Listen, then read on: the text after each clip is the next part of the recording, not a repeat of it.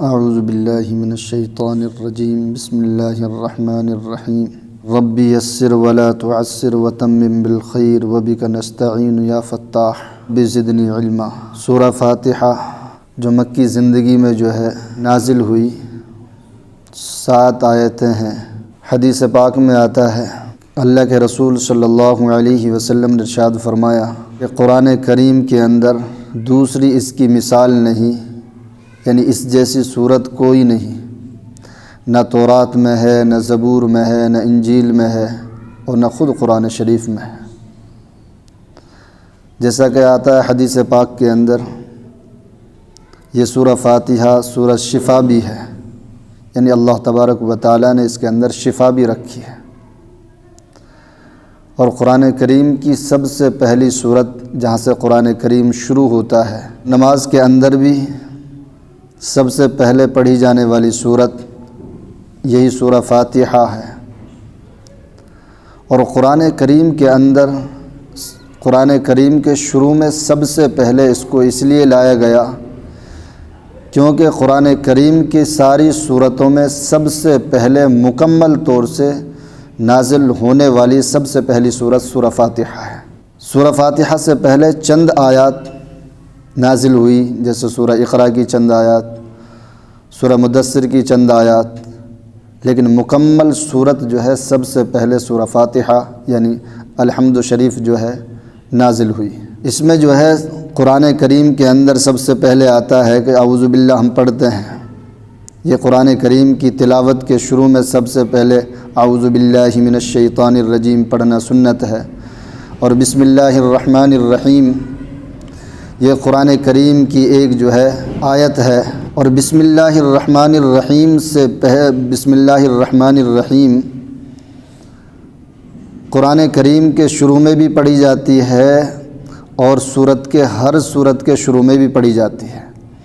جو ہم محتم بالشان کام کرتے ہیں، یعنی بہتر سے بہتر کام جو کرتے ہیں، ہم اچھے کاموں کو جب شروعات کرتے ہیں تو حدیث پاک میں آتا ہے ان سارے کاموں کو شروع اللہ کے نام سے کرو، یعنی بسم اللہ الرحمن الرحیم پڑھا کرو۔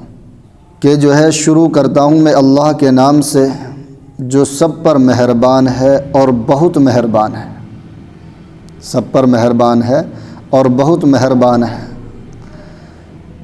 یہ چھوٹی سی تھوڑی سی الحمد کے بارے میں باتیں ہیں، سورہ فاتحہ کے بارے میں باتیں ہیں، جیسے الحمدللہ رب العالمین، تمام تعریفیں اللہ کے لیے ہیں، تمام بھلائیاں اللہ کے لیے ہیں، جو رب العالمین ہے، جو تمام جہانوں کا پروردگار ہے۔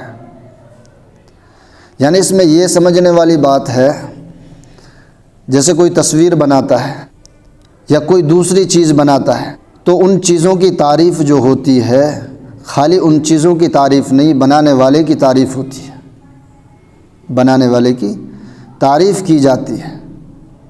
اسی طریقے سے جتنی بھی چیزوں کی ہم تعریف کرتے ہیں دنیا کے اندر ان کی تعریف کرتے ہیں، ان کی خوبصورتی کو دیکھ کر، ان کے عجائبات کو دیکھ کر کے وہ ان کی تعریف نہیں بلکہ جو ان کے بنانے والے ہیں ان کی تعریف ہے، یعنی اللہ تبارک و تعالی کی تعریف ہے۔ اور رب العالمین کا مطلب یہ ہے کہ تمام جہانوں کو، یعنی انسان اور جنات، آسمان، زمین، فرشتے، ہر چیز کو پیدا کرنے والا، پالنے والا، پرورش کرنے والا، تربیت کرنے والا اللہ ہے۔ پالنے والا اللہ ہے اور تربیت کرنے والا بھی اللہ ہے۔ آگے فرمایا الرحمن الرحیم، جو سب پر مہربان بہت مہربان ہے، یعنی اللہ تبارک و تعالی کی رحمت اتنی وسیع ہے، اتنی وسیع ہے، اللہ تعالیٰ سب پر رحمت نازل فرماتے ہیں، لیکن کسی پر خاص مکمل جب رحمت نازل فرماتے ہیں، مکمل رحمت نازل فرماتے ہیں، یعنی اللہ تعالیٰ کے اختیار میں ہر چیز ہے اور وہ اللہ تعالیٰ ہم پر رحمت نازل فرماتے رہتے ہیں۔ یعنی اس بات کو یوں سمجھیے، شروع میں پیدا کرنے والا اللہ ہے، جب ہماری حیثیت کچھ نہیں تھی اس وقت رب العالمین، اس نے پیدا کیا، ہماری پرورش کی، الرحمن الرحیم، سب کچھ اسی نے کیا ہے، آج تک وہ ہم پر، وہ آج تک وہی کر رہا ہے، الرحمن الرحیم، جو پیچھے گزر چکا اور اب چل رہا ہے۔ الحمدللہ رب العالمین الرحمن الرحیم، یہاں تک یہ بتلایا گیا ہم اسی کے محتاج ہیں، ہم اللہ ہی کے محتاج ہیں۔ آگے فرمایا مالک یوم الدین، جو روز جزا کا مالک ہے، یعنی قیامت کے دن کا مالک ہے وہ اللہ تبارک و تعالی۔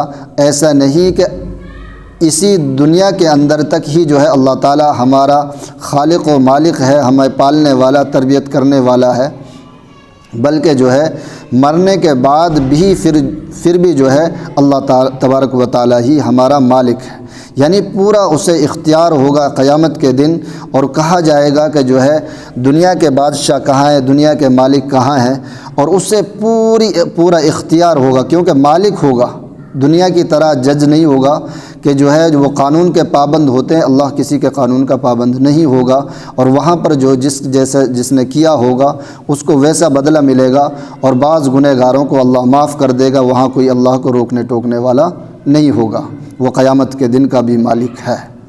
یعنی دنیا کے اندر جب سے پیدا ہوئے، جب ہماری حیثیت نہیں تھی، اس وقت سے لے کر اور قیامت تک ہم اللہ ہی کے محتاج ہیں، وہی ہمارا خالق اور مالک، اور وہی ہم پر جو ہے قادر مطلق ہے، تمام تر ساری کی ساری چیزیں، ساری بھلائیاں اللہ ہی کے لیے ہیں۔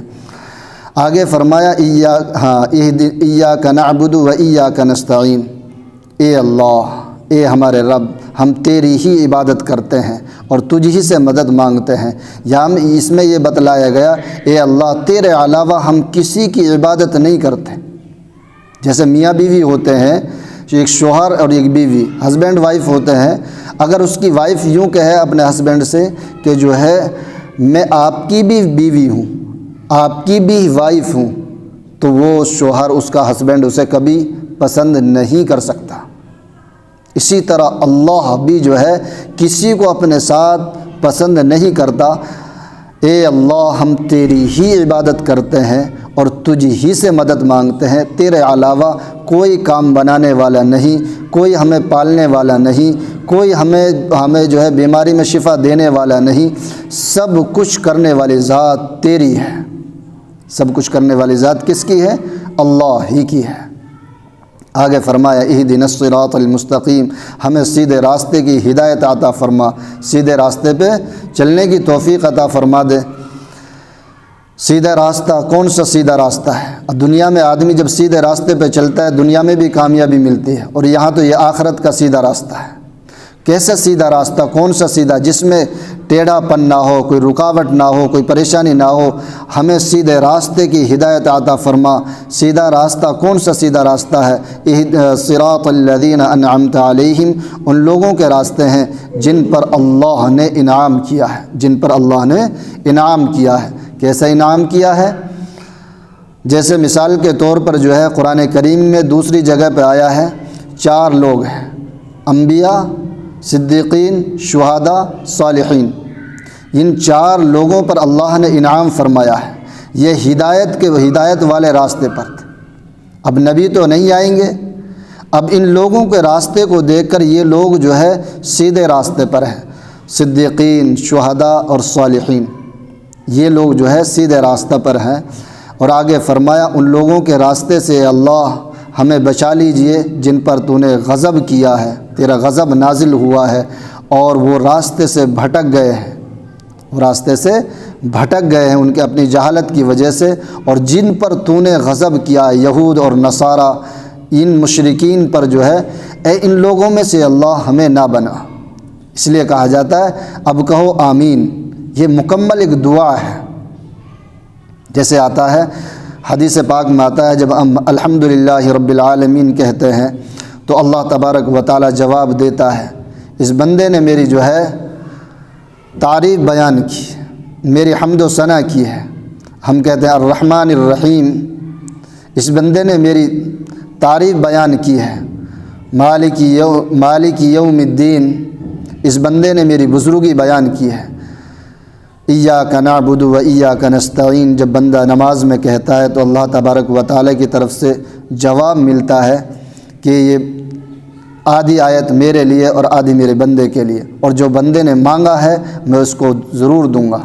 اہدنا الصراط المستقیم، یہ پوری مکمل دعا ہے، اور اللہ تعالیٰ جو ہے اس جب بندہ پوری صحیح طریقے سے اس کو پڑھتا ہے اور صحیح الفاظ کے ساتھ پڑھتا ہے تو اللہ تبارک و تعالیٰ اس کی نماز بھی قبول فرماتے ہیں اور اس کی جو ہے یہ قرآن کریم کی تلاوت بھی قبول فرماتے ہیں۔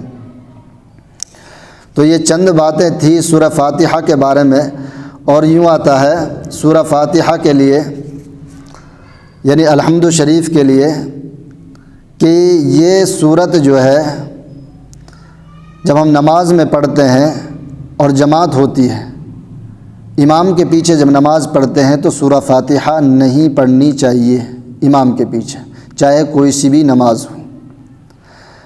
باقی جو الگ سے نماز پڑھتے ہیں ان میں بغیر سورہ فاتحہ کے نماز نہیں ہوتی، یہ بھی حدیث پاک میں آتا ہے۔